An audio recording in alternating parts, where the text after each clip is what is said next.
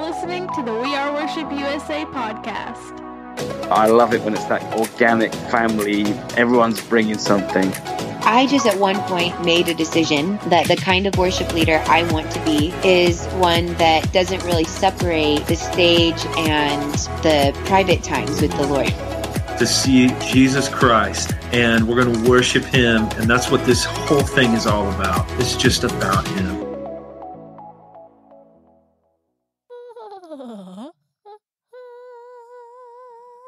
And welcome to the We Are Worship podcast. That was a debut from Morgan Shirey. Hello. Are you trying out for one of those shows, like singing shows? Yeah, American Idol, because it came back. Did it? Yeah. Yeah, it came back. So I'm going to go try out. You'll probably win. Yeah. This is what I would, if I became the next American Idol. They always ask, like, what would you do if you became the next American Idol? So this is what I would do. I would get a Volkswagen van, like the old-timey ones. Yeah. And I would deck it out. So I would have, like, a couch in it. I would have, like, a little fridge with all my Kroger LaCroix because those are cheaper. Well, actually, if I want American Idol, then I could probably, like, afford get the legit regular ones. LaCroix. So I'll fill it with coconut water LaCroix, and then I'll have goldfish because that's my favorite snack. And I'll get in the van, and I'll have, like, a sunroof. And I'll go around different cities, and I'll like show up to do my shows in that little van. But when I show up, I'll be standing outside of the sunroof with my guitar singing songs. Wow. So like people know that I'm coming, you know? Wow. Yeah. And then on the side of the van, will it say like American Idol winner or anything like that? Yeah. All season over. Or whatever, 30 or whatever. Yeah. Season 579. No. Wow. You really thought this through. Yeah. Man. I mean, good thing you're the only contestant they're going to have this season. Yeah. You have a pretty good chance of winning. Yeah, I'm sure. Yeah, I'm sure all the people are going to love me. So. Wow. Well, this is Easter week. Yes. Man. He is risen. It's finally here. He is risen. It might be Friday, but he is risen indeed. There you go. Did you ever say that in your coming. church? Yeah. He's risen. But in Korean. Yeah. Oh, yeah. That's why it didn't really register in my head. Sorry, I don't know how to speak Korean. Yeah, actually, I think we did it in Korean, but then, when I started going to American churches, they started doing it. Did you ever English. have things in your church where, like, the pastor would say something and then the whole church would, like, say a statement after it? Like, God is good. Yeah, but it's like one of those things that's like not in. Well, I come from a church that had a bulletin, and so like you'd read off the things. Like it wasn't in the bulletin, but the church knew what to say. Yeah, I feel like one of those "He is risen" situations is one of those. Yeah, He is risen indeed. And most likely you are listening after Easter because we understand between the time of the release of this and Good Friday and Easter. It's kind of crazy. Yeah. So as you're listening, we hope and pray that your Easter services went really well and that you saw people come to know Jesus through it and that, Jesus was glorified. Yeah. Celebration. So I think after Easter is kind of like one of those like little breathers, before going into summer. Yep. So we're really excited to be bringing you a lot of podcasts and other resources. Something fun we actually just recently shared is the songwriter's personality test. Yeah. Tell us about that. So our friend Chrissy Nordoff is a writer, and she's been in like over 1,000 co-writes. So basically she's sitting in a room with somebody else writing a song. And because she's been in so many co-writes, she's seen different personalities come through in those writes. And so she's made a list of different personalities that she's seen during her co-writes. Wow, I've said co-writes like so many times in the past 2 sentences. But she made a list of them. So you can take the quiz on our site. We made a blog post about it. But you can take the quiz and you can find out what your songwriter personality is. It's almost like a strengths finder. Yeah. It's really cool. I can't remember which one I got. I think you got pathetic. I mean, pathetic. Yeah, I did. I got pathetic. That was me. Which one did you get? I don't remember actually. I guess we need to take it again. I know. Now I feel bad, like telling all these people it's so great, which it is really great, but then we can't remember which one we got. We've taken a lot of personality tests in the past year. Yeah. So, and I don't really co-write with people. True. On a regular basis, Yeah, so it's me not like either. something I think about a lot. Yeah. But I think it's really helpful to know like how you approach songwriting, because then even she talks about like how it's good to have different personalities in the room. So it's not like both of you are lyric people. Yeah, and it goes beyond that too. Like it goes beyond just like, are you lyrics or melody? Yeah. Yeah, so it's really good. It takes just a few minutes. You can go to our blog section of the website and check it out. Good stuff. So we have some new free songs for you guys, and we're really pumped about them. So let's just go on ahead and get to it, shall we? I don't know what you said. Yeah. I know some people out there understand, and I hope that they appreciate it. Anyway, we're going to quit talking about my accent at some point in this podcast series, lifetime thing. But we have All for Love, Gethsemane from Worship Central, and we have a classic song of the week, which is Thank You for Saving Me from Delirious. Did you listen to Delirious growing up? Oh, did I? Yeah. Yep. Oh gosh, so good, so good. And then we have our free hymn of the month, which is Resurrection Hymn from the Stuart Townend. And for the last week. For the last week. So make sure that you go snag it. And this week we have an interview with ICF Worship. They're a church, actually. ICF is a church in Zurich, Switzerland. See, I can't say those words. I probably butchered it anyway.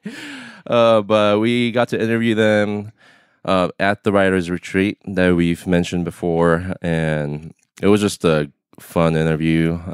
And the way they approach even the worship service, it's really interesting. And it's cool to hear that they sing in different languages in some of the services. Like they'll sing in English, but then they'll sing in Swiss German. Yeah, pretty cool. Yeah. So here we go.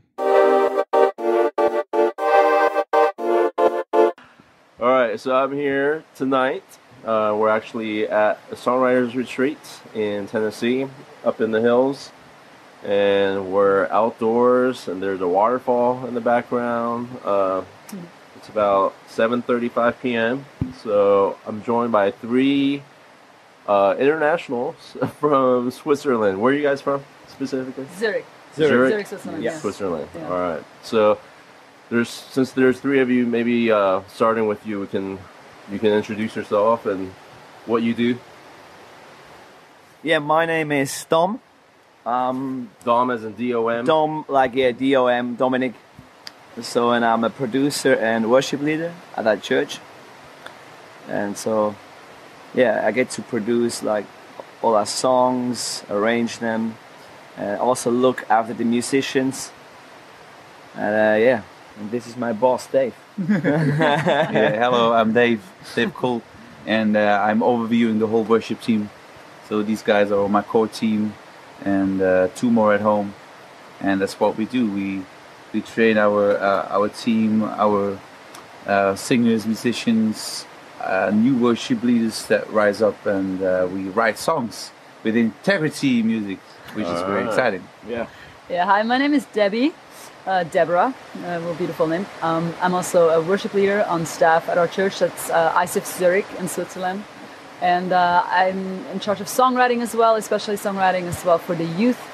And and some part of creative productions that we do within our church. Cool. So that's basically my job. And you're very cold. I'm very cold. I'm freezing. It's 75 here. Yeah, but that's because of the AC. So, yeah. So your church is called ICF. What does that stand for? International Christian Fellowship. Oh, okay. So it was basically, when it started out, it was planned to be a gathering for business people, but it turned out that mostly it attracted mostly young people, and that was turned out into to be this church that was reaching out to young people and playing this new sound and preaching very creative. So yeah, that's how it started out like 22 years ago. Right. And we kind of grew into the name now because like now we're actually international. So we have it's a movement. It's 60 churches almost now. Wow. So Europe mainly, but then also one in Cambodia. Wow. So we're growing into that name. It's cool. That's really cool. So you guys speak more than one language, right? So if you want to share like what languages do you speak, maybe we'll start with you. Well, we speak our native language is Swiss German. Okay. Which is kind of a different form of German. So I speak Swiss German, and then you learn German in school. That's like the school language. Okay. And then English, obviously. And then we have French in school for lots and lots of years. It's not that I can actually really speak it that well. Come say something in French, Debbie. Non. Comment t'appelles-tu? Je ne parle pas français. Très bien.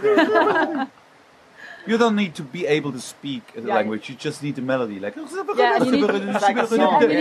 the body movements. Like, for Italian, you just need to do like this all the time. So, I mean, I can do Italian. Prosciutto ragazza, quindi giro, bandiera, siruppo bambini. Sì. It doesn't mean anything at all. It's just you just pray. Or? Yeah. It sounds like another tongue. Can also do Spanish. No, yeah. It's pretty much the same with all of us. So you all like speak. Swiss German, because we need to be able to speak German in a way because it's our written language. And so we speak Swiss German, which is not the written language. And English, that's what really we try, yes. And, that's really fascinating. So the written language is German. Yes. Spoken language is Swiss German. Yes. Yeah. Man, it makes me want to go to Switzerland and just like learn the culture. So the most important thing really to me is the food. So tell us about the food. What's your favorite food there? Dude, I love Swiss food.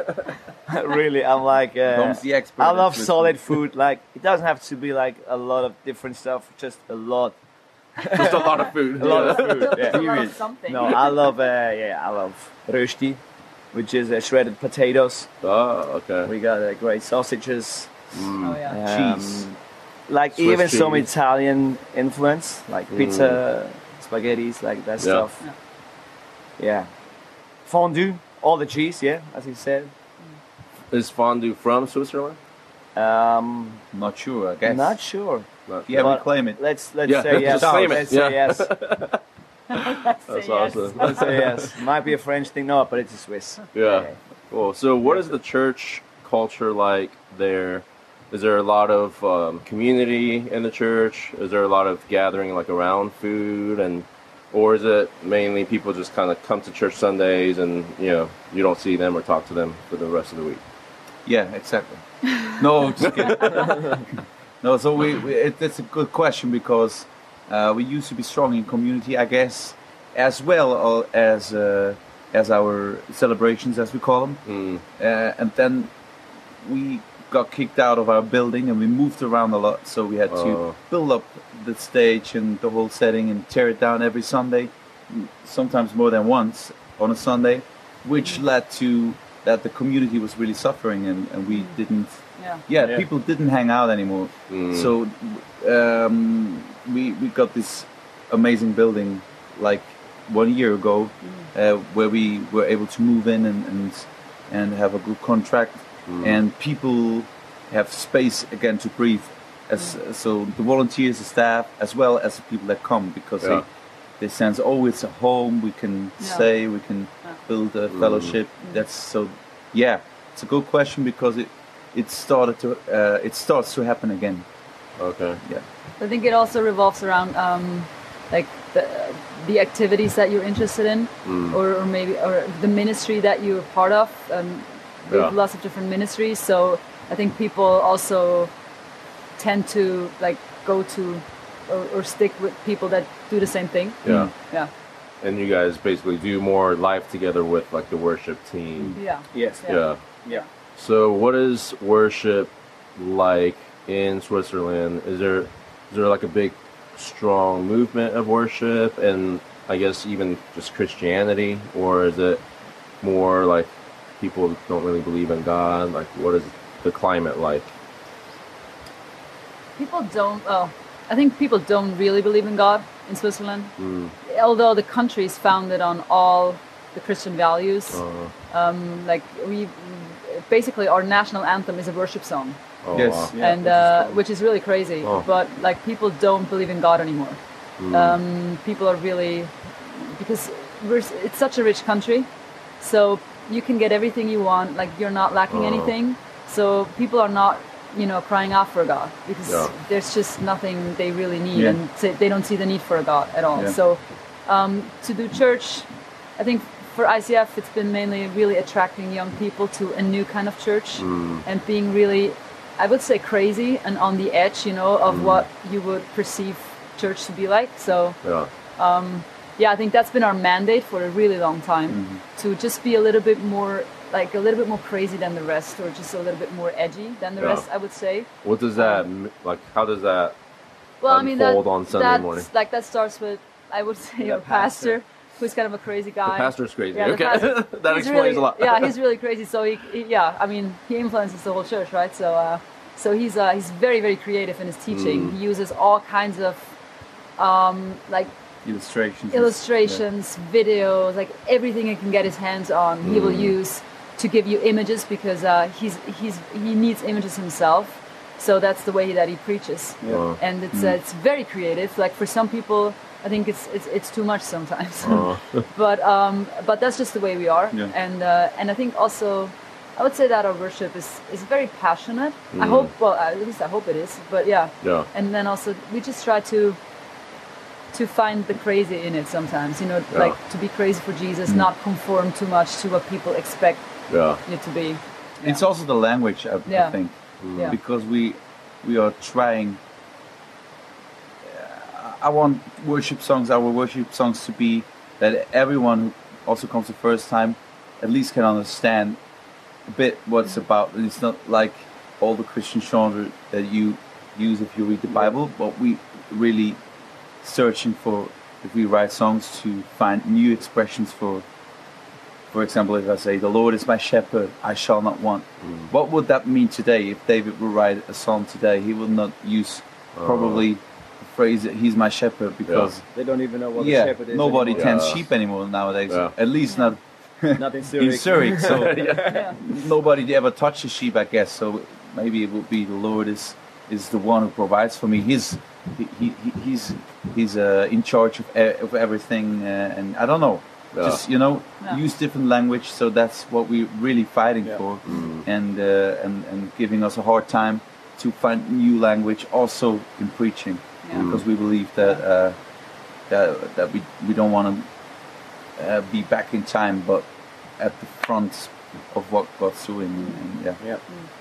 So there's not as much, I guess, traditions of church in your church setting, because you guys are more of the edgy, crazy. Well, there's lots of traditions still. I mean, after a while, you kind of have your own traditions, and that's true. They're just there, and so we have traditions for sure. Yeah, lots of them. So you guys meet on Sunday mornings. Yeah. So what does all day long? All day long. We have 4 services. Oh wow. First one is in German, like at least a message, because we broadcast it. Okay. And the second is Swiss German, which is the main body, I feel like.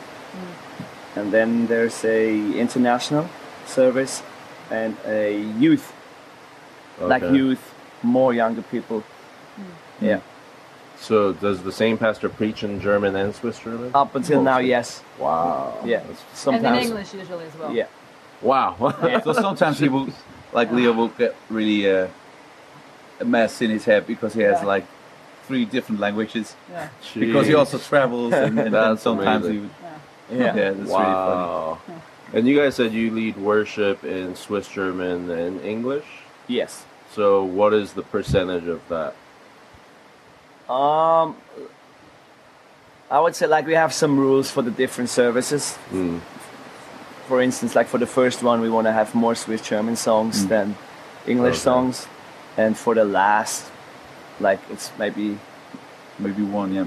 Like one or two Swiss German and the rest in English. Oh, okay. Like, yeah, we always want to serve the community and make sure it's not too many of either. Yeah. Yeah, so it's not the same set every service. Yes. Even like sound-wise, volume-wise, like, yeah. You just don't like to make it easy on yourself. No, I know. It makes it harder, but it helps the people, I think. Yeah, you're reaching more people. Try to, yes. Yeah, and being more effective. Yes. So how do you train up, because there's not a strong, I guess, Christianity within the country, like how do you train up worship leaders, coming up? How do you train up musicians in your church? We started out with, because we do music and we have such a high output, like since years, and it's just a matter of I guess of the music and of performing, that you have to rehearse. We have a strong rehearsing culture, and you have to meet every week. So that was like clear from the very beginning, and then it kind of shifted into not just rehearsing, but team nights where you meet, where you have inputs, where you do some skill training, and we are developing this like constantly. To at the moment we have also ministry groups, not just you come and rehearse, but you do life on life with each other, and you talk about maybe struggles that you have. Another Thursday you would equip like all the creatives that will come together like once a month for Team Night United. It's what we call it, and we have like 9 basic trainings that we want every worship leader that leads in our church to go through. Like, what does worship mean in the Bible? What does it even mean? Or what does it mean to lead up front to the people? What does it mean to lead the band behind you? What does it mean to do a set list? What's all this kind of What does it mean to have the heart of a worship leader? So all this stuff we just try to like since 1 year. It's actually pretty new. We are doing some methodical teachings and stuff. So everyone has the same knowledge and same basis on which you can do a coaching then, because it grew and grew, and we believe it just has to grow, and then you cut away the stuff that is too much. We don't like to do structures too soon, so we put on a structure after the life has like spread, and then you go into the jungle and cut off the branches that are too much. So now we're in the phase of cutting the branches a bit. That's really good. So I'm curious, because I always love like hearing from people of different like backgrounds, different cultures, people from different countries, and how they approach worship ministry and leading worship. How do you guys typically pick the songs for a Sunday? Like, do you have a certain like criteria, certain procedure? Like, is there a team involved in that? How do you select the songs?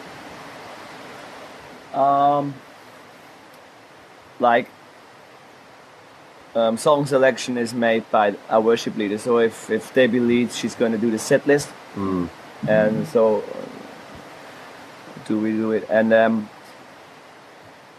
we all know that that's like structured 2 praise songs, 2 worship songs, but we want to. Sometimes we try to break out of that thing because it's so everybody knows what's going to happen next, and but it's hard. But we change it like talking about the different services. Sometimes we start down and bring it up for the first one, because it's more. It feels more. What's the word? Adequate for the first. Because it's really early. It's like at 9:15.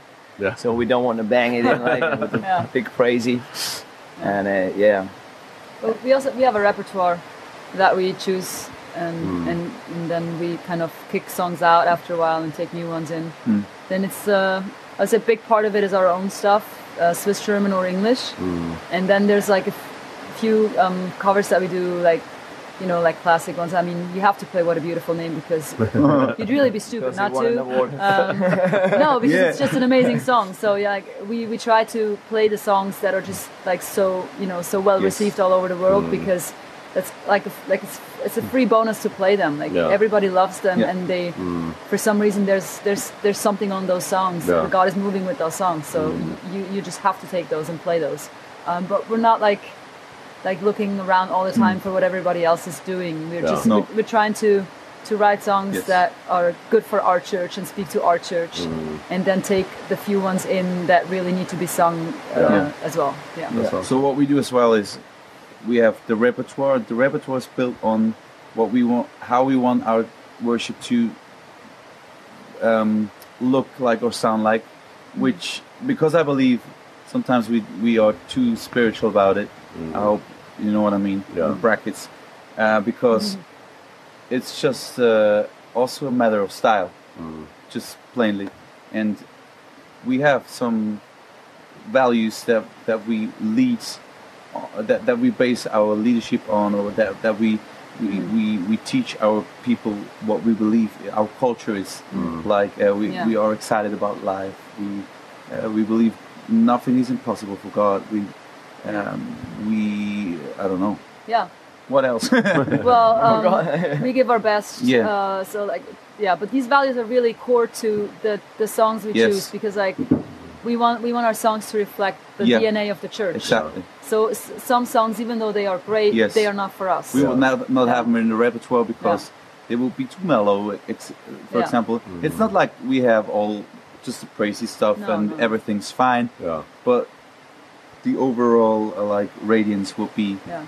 We want joy to be a really important factor of it as well, because we feel like oftentimes that's what's missing. Like people are always getting so really serious, which, I mean, there's a time for that.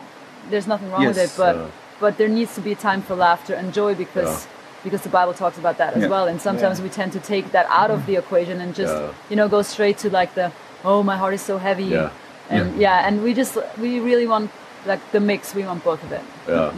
So you do some rap during worship? Oh, I wish. I wish. Oh. We actually tried it out. Yeah, we have. We have some songs. That'd be so cool. With a rap. Yeah, we're still missing like a really good rapper. That would be amazing. That would be amazing. Too many white people inside. That's true. That's true. Cool. Well, thank you guys for spending time with us. Man. Thank you. Would one of you be willing to pray over the worship leaders listening?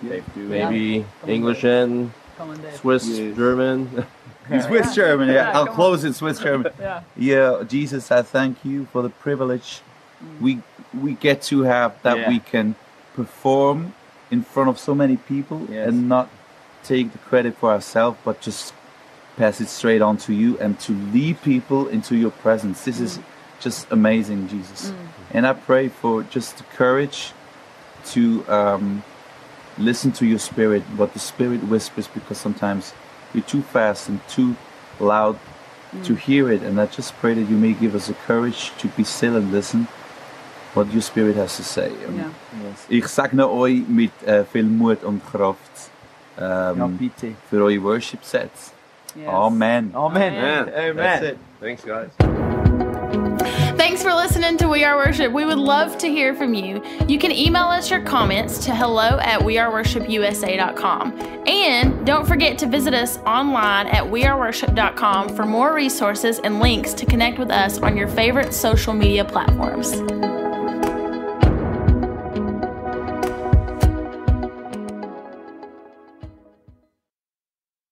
I guess you could say one of them is for a month, but it's ending soon. We have Should We Do What?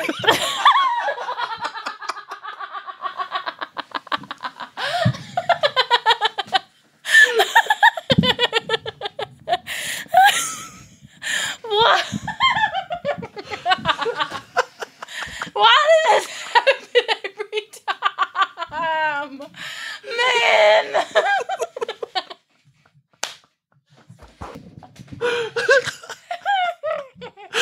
See, I'm just gonna have to leave that in there, even if that's not the song.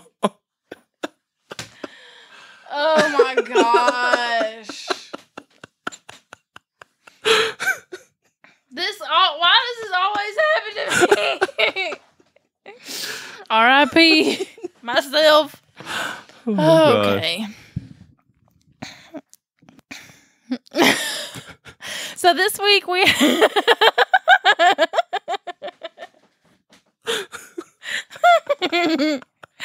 don't know if we should or shouldn't, but